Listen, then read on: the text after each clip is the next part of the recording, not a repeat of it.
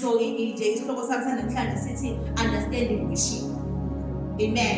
Ngoba singabantumisi bazalwane simele ukuthi si-understand. Ngiyethanda indlela uma uthi ake-introduce ngayo nendlela ayi-describe ngayo i-role ye-Levite. Amen. Ukuthi ena umsebenzi wethu uyini endlini kaNkulunkulu. Amen. So it's very important ukuthi siya-understand ukuthi yini i-worship. Si-understand umuntu esiworshiphayo, si-understand i-worship ne-role yethu as ama-worshipers egameni likaJesu. Amen. So ke ziningi ke indlela zokudescribe i-worship. Omunye uyaba nendlela yakhe ayidescribe ngendlela ambuleleke ngayo. Amen. But kubalekile ukuthi nawe ezumdumisi nawe yiba naso isambulo sokuthi indumiso iyini empilweni yakho egameni likaJesu. Just nje to give you an idea ukuthi yini i-worship. Ngifuna nje siqale sicacisele bazalwane ukuthi i-worship akulona iculo elinentsana. Asiqale lapho. Hallelujah. Ngoba iyona nje i-conception esinayo thina abadumisi, i-understanding ye-worship yiculo elinentsana. I-praise yiculo eligijimayo. Cha bazalwane ngizokuphikisa lokho bazalwane, akunjalo. I-worship has nothing to do with iculo elinentsana. Leculo eligijimayo. Amen. But i-worship is showing reverence to uNkulunkulu. I-reverence ishuthi ukukhombisa. I-reverence is like ukuhlonipha. Amen. So it's showing reverence, it's showing honor. Ukukhombisa uNkulunkulu ubukhulu bakhe. Amen. So it is showing the honor kuNkulunkulu and it is showing his highest regard. Egameni likaJesu ukum-acknowledge ubukhulu bakhe. It's acknowledging iword kaNkulunkulu ukuthi njengoba uNkulunkulu mkhulu kangakanani. So angithi angikhulumanga ngeculo bazalwane. Okusho ukuthi uyakwazi ukumdumisa uNkulunkulu ungaculanga. So i-worship is not limited to a song. But i-worship is honoring God. Hallelujah. Sindawonye.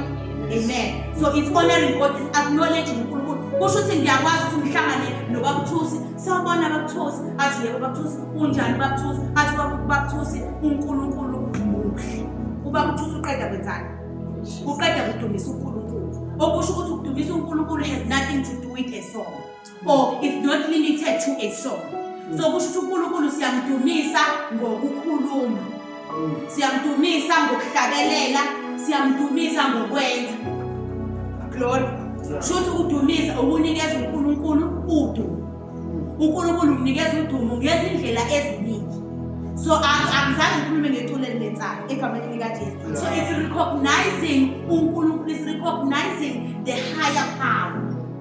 It's recognizing the higher power. Kusho ukuthi awudumisi ke ngesonto. Glory. Asidumisi ngesonto. Umdumisi kusho ukuthi you are a worshiper full time. Glory. Kusho ukuthi impilo yakho ayibe ngedumisa uNkulunkulu. Ungakani phambi kwabazalwane. Ukusho ukuthi nendlela ogqoke ngayo iyamdumisa nawo uNkulunkulu. Ngendlela engiziphethe ngayo emsebenzini iyamdumisa nawo uNkulunkulu. Amazwi aphuma emlonyeni wami ayamdumisa yini uNkulunkulu. Angikwazi ukubalisa neso. When you dumisa uNkulunkulu, kusho ukuthi this is a full-time job. Glory. It's a full-time job. Kusho ukuthi yonke into yakho idumisa uNkulunkulu. Uthi uDavide konke okungaphakathi kwami makudumisa igama lakhe ngcwele. Konke. Okusho ukuthi lento yakho isuka ngaphakathi. Awuyifeki basubona bazalwane. Awuqali babaza amandla kaNkulunkulu ngoba nakho sekunabantu phambi kwakho. Ubabaza amandla kaNkulunkulu uwedwa. Ubabaza amandla kaNkulunkulu esimeni. Ubabaza amandla kaNkulunkulu ushonele. Behambile abazali bengekho, susele wedwa uthi umuhle uNkulunkulu. Impilo yomdumisi, udumisa uNkulunkulu isikhathi sivuma, isikhathi sinovuma. Glory. So thithini ke bazalwane, i-worship is a full-time thing. It's honoring God. It's honoring God through song. It's honoring God through your lifestyle. It's honoring God through indlela okhuluma ngayo, indlela osiphethe ngayo. It's showing reverence to uNkulunkulu. Amen. It is showing, it's adoring uNkulunkulu. I-adoration ke ukumthanda. Amen. Showing deep love. Just uma uyi-worship uyamthanda uNkulunkulu. uNkulunkulu uyamthanda ngisho engakuphendulanga ngimthanda naye.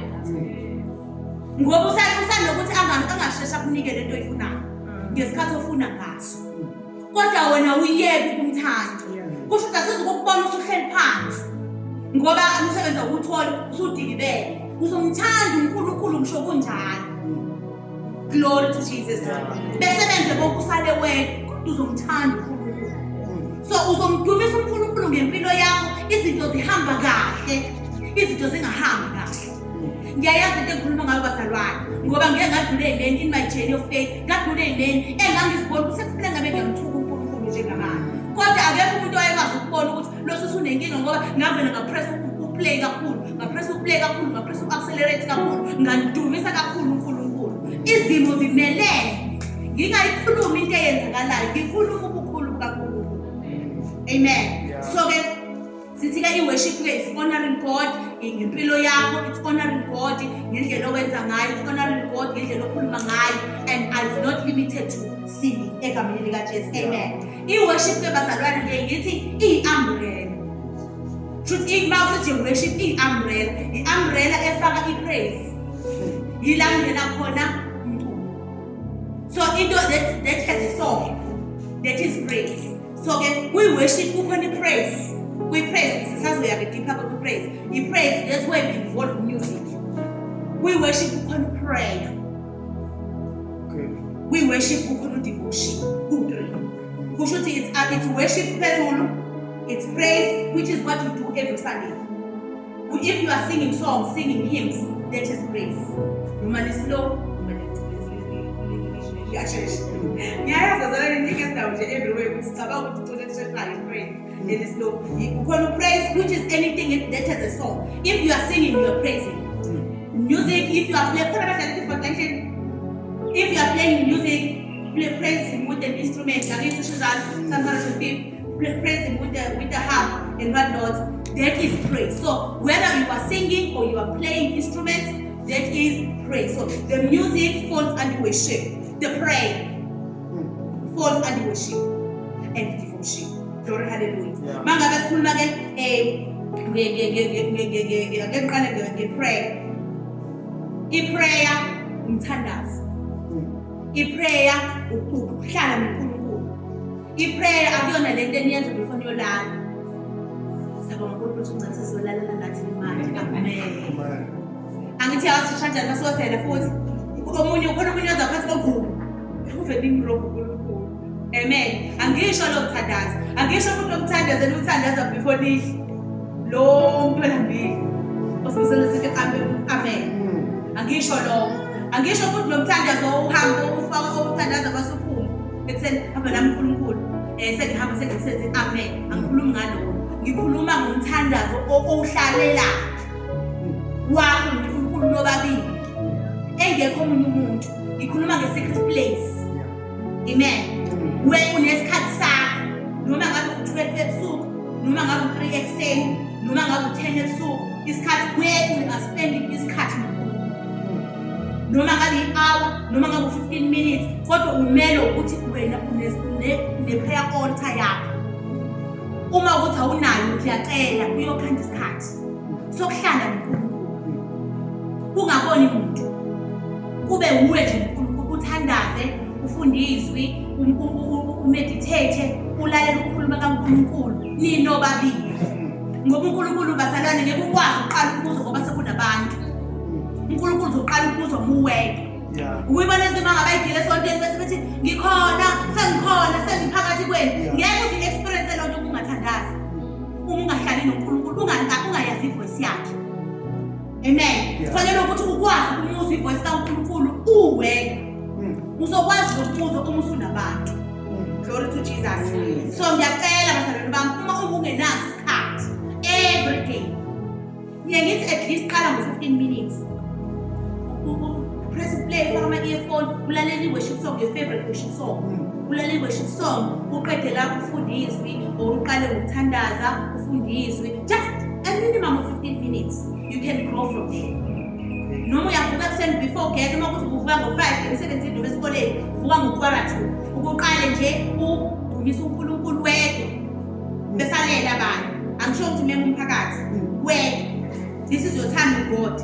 Ulale ufunde izwi one verse, hayi the whole Bible, just one verse. Kube khona nje izwi elilodwa ozomeditate ngalo iBhayibheli le ncwadi yomthetho mayingasuki iye emlonyeni wenu, anodlidla ngayo usuku nemini. Kube nezo ozodlidla ngalo ubusuku nemini.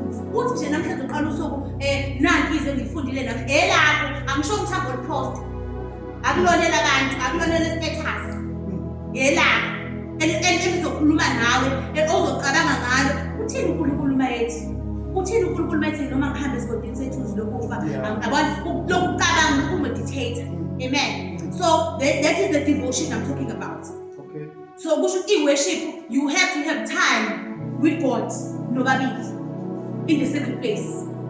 Amen. Niyangithembisa bazalwane ukuthi we going to create time. Ngiyazi abantu abanaso, but akusithi sonke isikhathi noNkulunkulu every day. And yena ngiyibona sesandile ukuthi uthandazo yaza kusalekeke. Hawu yazi yabona ngathi sekumnandi. And umuntu ohlalayo noNkulunkulu noma sekusekonzeni bazalwane nesesiyenze bazalwane singabadumisi. Umzalwane uyabonakala umzalwane ongakujwayele ukuhlala ku-present. Ubonakala ukuthi mase sekwi-present akasafundi ukuqeda. Ngoba uyiqala lento bamthusi akayazi lento yokudaka nje ngoba akadawe yena. Akuthi ukulisa umuntu ongajwayele utshwala. Into yokujwayela udakwa aguquze laphansi ngoba utshwala ngizokujwayela. Uyaqala ukuthi uzoba uqilela kwashe akajwayele nje lento yokudaka vele akayazi. Akayazi iqalwa ugcinwa. Amen. Kanjalo nomzalwane ongakujwayele ukuhlala noNkulunkulu siyakubona. Siyabona ukuthi awujwayele ukuhlala noNkulunkulu wena. Ngoba nje manje ufuna ingapheli into okubalulekile. Sizohamba nini ngoba sifuna ukuhamba. Sifuna ukuhamba phela thina inkonzo yaphuma ngobani. Wena awusafuna ukuqeda wena. Uzokubhakazile lokho ezini. Hamba sifuna ukuhamba thina. Ngoba awuyijwayele lento uyazi. Awuhlali noNkulunkulu. Awujwayele ukasikhoneni kaNkulunkulu. Uqabuka ngoba sesibasubulile ngoba siyakubasela wena uyakuzwa wena. Fanele sikubasele sikubuze-ke uyiphetheke ivele idaleka ngoba uyijwayele. Hayi-ke upheyizeke uvele ungabambeki. Amen. So kubalulekile ukuthi hlala ku-present uzokwazi nokulibili kuba nelimit ukuthi okay yabona mina ngokuthi uma umzalwane ehleleka yabo uma ungcwele futhi akena umoya wesiphithiphithi angeke usenzele isiphithiphithi yabona ngoba njengoba sibekile isikhathi senkonzo ukuthi iyaqala ngo-9 iyaphela ngo-12 fanele iphele ngo-12 manje wena ufika late awusaqeda kodwa ngethemba siyenze ngcono bangaze kufikele kazi olete ekhuluma ngayo amanje mina yedwa Amen. Hallelujah. Amen. So izinto ke eziyenzeke egameni lika Jesu. So it's your devotion again. It's you uhlala noNkulunkulu ukukhuleka kuNkulunkulu kunesikhathi sonke noNkulunkulu. Amen. It's also obedience. Your life ought to be obedient. Uphile under obedience. Obedience to ukukhuluma kaNkulunkulu, obedience to izwi likaNkulunkulu. Glory, hallelujah. Ukulandela ukuthi kuba obedient, it's doing the will. As uNkulunkulu esho. It's doing the will. Uma uNkulunkulu ethi yena akube nje, ube obedient wenze izwi. uNkulunkulu ekhuluma ukuthi hayi ungayigqokile namhlanje. Ngoba yikho right, mhlawumbe nesinye isikhathi. You're obedient because you are obedient to his voice. Yes. Ngithi ujwayele ukuhlala noNkulunkulu uyamuzwa. Yes. So it's obedience egameni lika Jesu. So that is worship. Glory, hallelujah. So bengifuna ke bazalwane sinama-pillars ebengifuna siwabheke. Sikhulumile no-prayer, sikhuluma ngo-praise, sazoya deep praise. Prayer, having a prayer altar, unlimited time in the presence of the Lord. In the book of Psalms chapter 91, it is he who dwells in the secret place. I should who passes by, but he who dwells, amen, in the secret place. In the secret place, amen. We should we dwell in His presence in our daily lives, not on a Sunday service. Sihlala noNkulunkulu on a full-time basis, amen. And then we be obedient and have the attitude of submission egameni lika Jesu. Befuna ke siwabheke ama-pillars e-worship.